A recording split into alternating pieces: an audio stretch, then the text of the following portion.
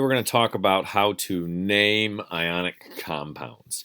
And here is a common ionic state of the elements periodic table.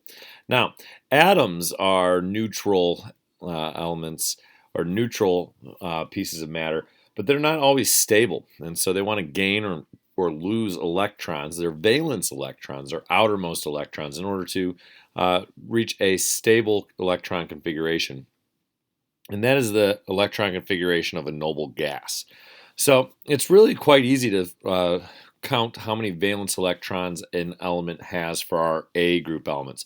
Group 1A has one valence electron, group 2A has two valence electrons, 3A has three, 4A has four, 5A 5, 6A 6, 7A 7, and group 8A, our noble gases, have 8, except for helium, which only has 2.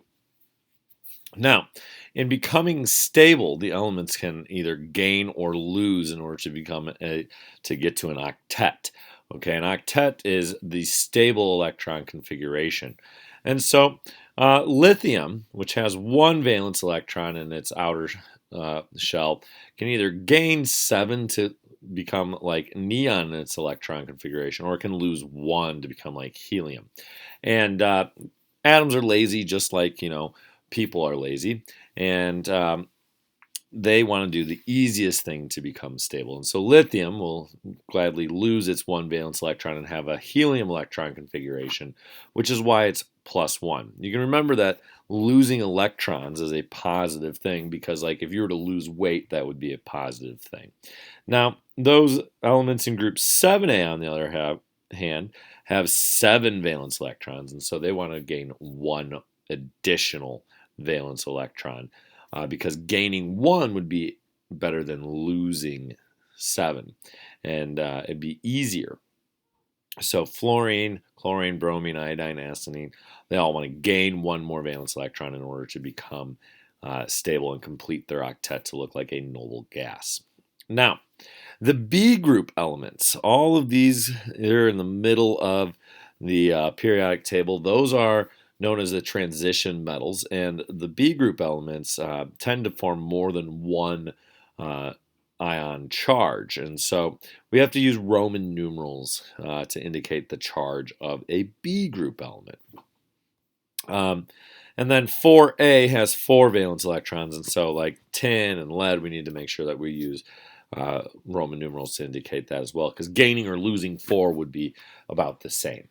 So, in naming an ion, cations are positively charged ions, and to name a cation, we just write the name of the element. Unless it's a transition metal or group 4A metal that forms more than one type of ion charge, in which case then you need to then put parentheses and a Roman numeral after the name of the element. So, anions, on the other hand, anions are negatively charged ions, and those we're going to use the root of the word, like for nitrogen, nitro is the root, and then we're going to add the ending IDE. And so we would name nitride as N3 minus, or phosphide as P3 minus. And so again, when naming ionic compounds, cations are just going to have the name of the element, while anions are going to have the root of the element with the ending IDE. And if you misspell the root plus IDE, that's okay. We're going to kind of cover it and become more familiar with it as we continue to work through it. But remember also then the cations that are in the transition metal groups, if those are going to form more than one, you're going to have to use Roman numerals after the name of the element to indicate the charge. So like cobalt 2 plus would be cobalt parenthesis Roman numeral 2, while cobalt 3 plus would be cobalt parenthesis Roman numeral 3. But the assignment at the bottom of this worksheet on nomenclature handout, the rules, kind of just explains, or kind of has you practicing naming these cations and anions.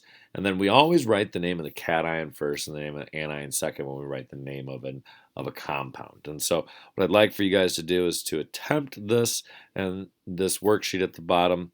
And on Thursday, I will have you upload it into a assignment.